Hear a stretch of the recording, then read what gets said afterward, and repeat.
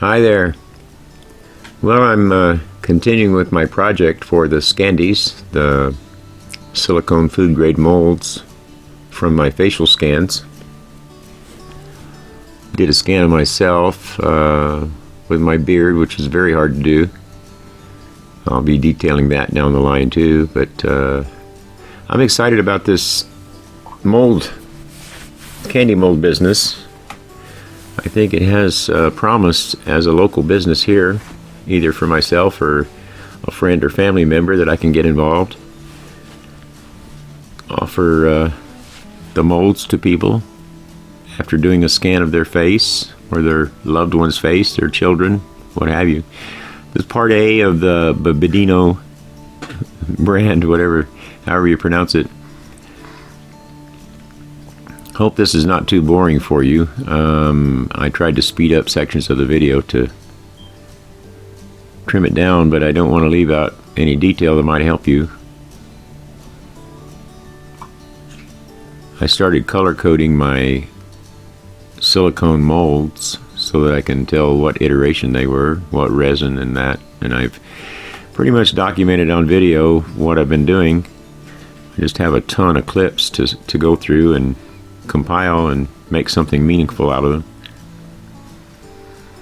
Use my little scale here because it's such a small amount that I want to mix. This stuff is over $1 an ounce, so I want to be a little conservative with it.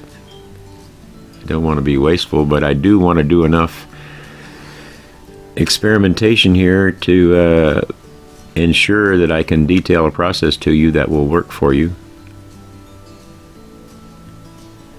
So far my success has been pretty decent. I've shown some of the chocolates and butterscotches I've made. I think at the small scale of these heads I'm going to have to relegate the molds to hard candy, which means I'll have to make quite a few cavities. Be quite a proposition to do, but if I want to have something of quality to hand out as samples, I want to be able to produce a lot of them in a short time, and of course small volumes. There's my die. I forgot what brand it was. It was about $10 for 8 colors, and it works quite well.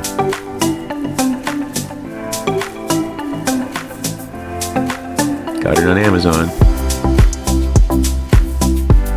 All this, by the way, I buy nearly everything on Amazon because I live so remotely, and even at that, sometimes I have to drive a 30-mile round trip to town to get my order because it won't fit in my box. So there are advantages of being way out here. I had to go get a pin to penetrate the dispenser here. I always forget that these things are sealed. I got the smallest safety pin I could because I want to have the smallest hole I can.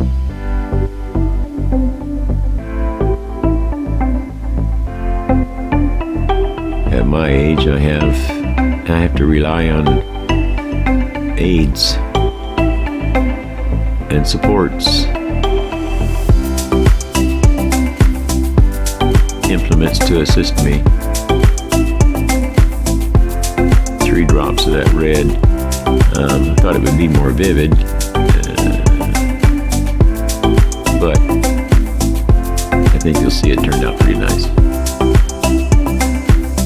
And it doesn't matter for this one anyway. I'm just testing different resins to see which ones interfere with the cure or which ones don't after my processing.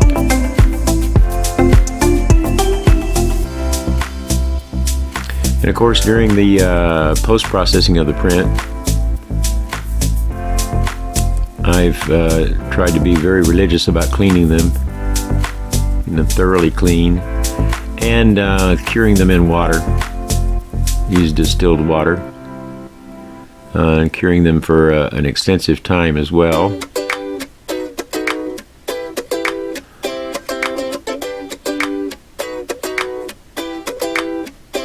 And then I put them in my, believe it or not, in my air fryer. Well, I have a large one. It's a toaster oven, air fryer convection oven kind of combination.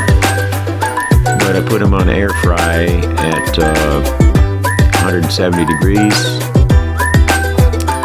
or in the case of one of them, I did 5 hours. I think 5 hours is what I'll use, because see the one in my hand right there, that's a Silicone simple resin. I did that one for 5 hours, and I read somewhere on somebody's testing of the same thing that he did Silicone and it worked right away without anything, without any other processing. I might try that, but right now I want to have the assurance that my prints are going to turn out to not affect the silicone for the cure.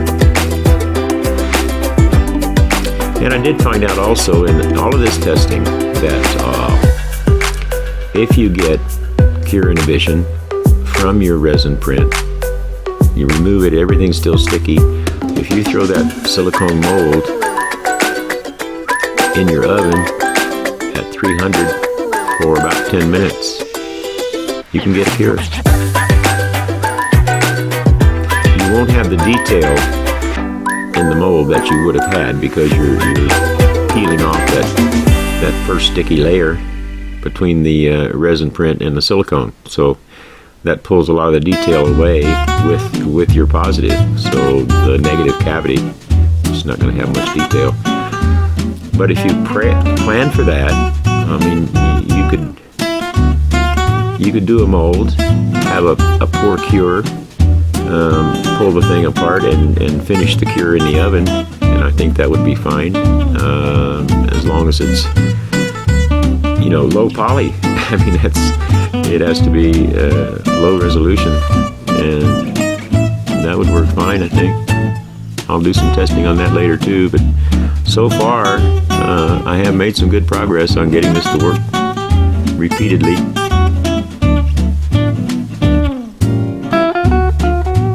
Predictably, let's say. I always like to leave my stick in the resin, so that, I mean, in the silicone or resin or JB weld or whatever other two-part thing I use, just to test the quality of the mixture before I fiddle with the actual subject. Well, there it is. I'm gonna let this cure. Give you a little close up there. But thanks for watching. I'll see you on the next video. Take care.